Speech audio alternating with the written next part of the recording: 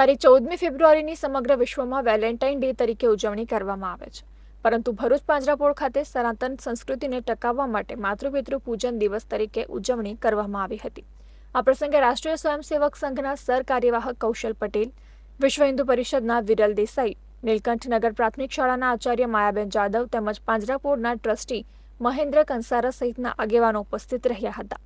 ભરૂચના કર્મકાંડી બ્રાહ્મણ રીતેશ પંડ્યા દ્વારા શાસ્ત્રોક્ત વિધિ અનુસાર બાળકો પાસે તેમના માતા પિતાનું પૂજન કરાવાયું હતું। સાથે જ બાળકોને માતૃપિતૃ પૂજનનું મહત્વ પણ સમજાવવામાં આવ્યું હતું।